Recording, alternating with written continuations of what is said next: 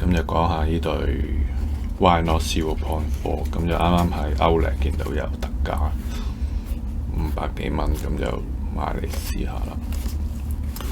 咁呢對鞋講下個爪地先啦，佢個爪地咧最大嘅問題咧就係佢唔同顏色咧個底係嗰個爪地力係好似係唔同。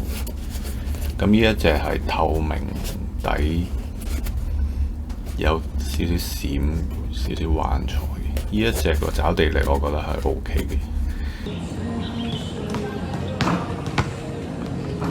就咁用手捽咧，都會摸到有一個摩擦力喺度咯。即係你就算用手咁樣握落去，你要喐到咧都唔係咁易。但係我見到佢第二隻色咧，譬如係白色底啊，或者實色嘅底咧，佢係好閃嘅。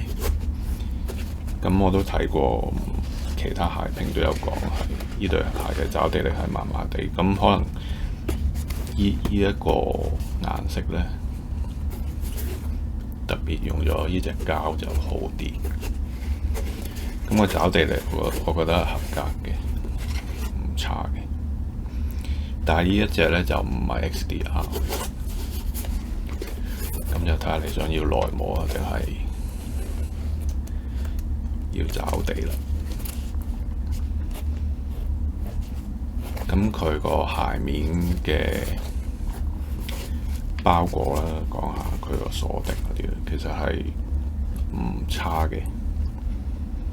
咁 Why Not Zero 系列咧，由第二代開始咧，佢個鞋面咧都做得好靚，即係咪好靚就見仁見智啦。但係佢係幾有心思嘅，佢係做咗好多唔同嘅物料拼貼，車嘅方法亦都有好多種，即係可能淨係個鞋面有網啦，網入邊你見到有少少係有啲窿窿嘅棉喺入面咁啦。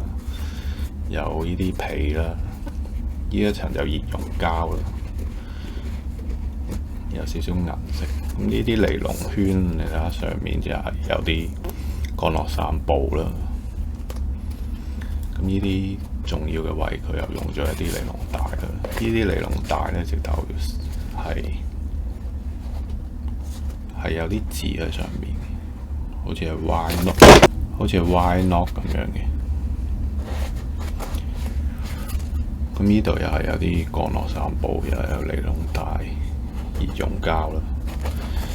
呢啲皮咧就係膠膠地咁嘅，有少少似啲 banner 布咁樣。呢度又有少少好似鏡皮咁。咁呢層膠上面又有一層熱熔膠，呢層熱熔膠咧就彩虹咁喎。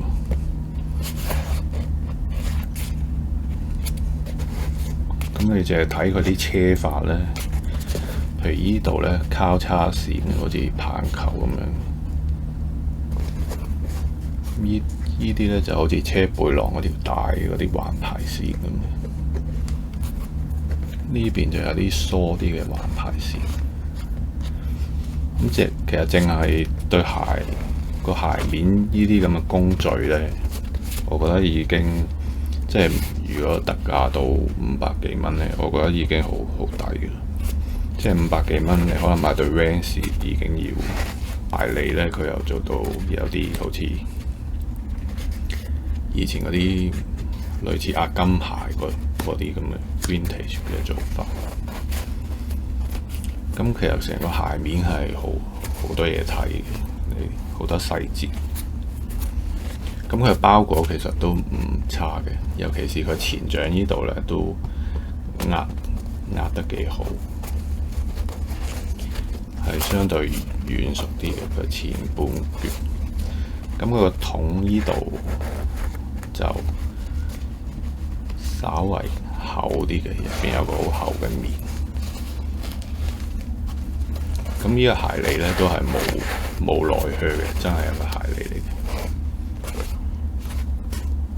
咁佢呢一個穿脫咧係幾方便，一個咁嘅後面呢個抽呢，再加埋呢一個膠呢，你隻手咁樣拎住嘅時候呢，着鞋呢都好舒服。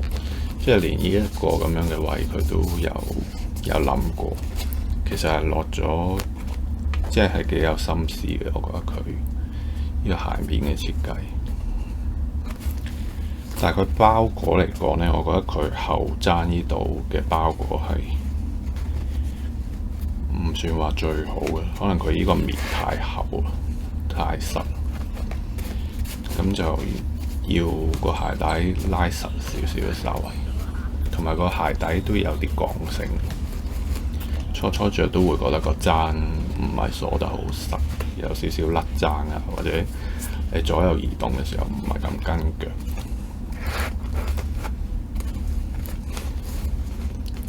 咁個緩震嚟講呢，我覺得佢呢一代係冇咁好。佢個鞋踭呢度係硬咗少少，前掌佢就係2層嘅 Soomere 嚟嘅，最底嗰層就線型啦。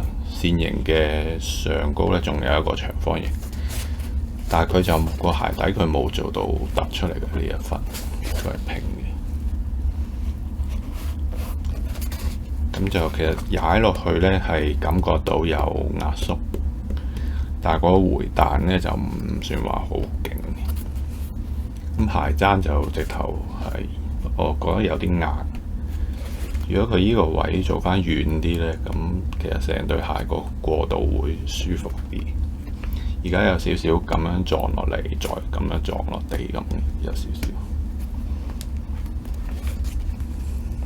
咁佢呢一個中底應該係快龍啦。如果佢用落一忽 React 又好啦，或者唔好話 React 啦，落個 Renew 啊，咁可能都會腍返啲。同埋佢呢度鞋底前後斷開咗呢，都係即係唔係我覺得最舒服嘅，有少少腳弓位係有少少受壓嘅，我覺得踩落去嘅時候。但係佢個抗扭啊嗰啲嘢就 OK 嘅，即係個屈折點都係好合理。呢度就唔會屈到，但係就會壓落去個腳弓位嗰度。如果你係高腳弓位嘅人，就可能會再啱啲。咁佢呢個防側翻，我覺得都做得幾好。佢冇乜特別突出嚟嘅，成隻鞋其實係好收嘅，但係佢防側翻呢，你行嘅時候會感覺到佢呢度係有少少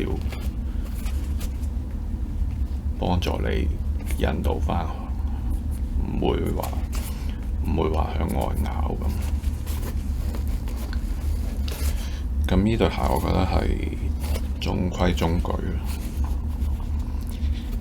如果成日橫移嚟講呢，我覺得佢唔係最好嘅。如果成日橫移嘅做橫移動作嘅球員，我覺得都係着翻 Kyrie 好啲，或者 Under Armour 嘅 Spawn 3，我覺得都係比較適合。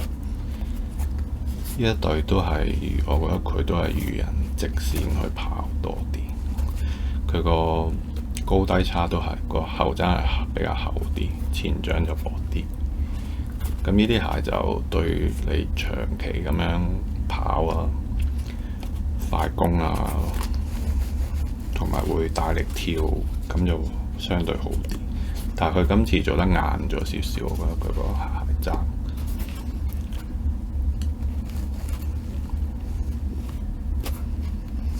咁如果咁平嘅價錢嚟講，我覺得都幾好。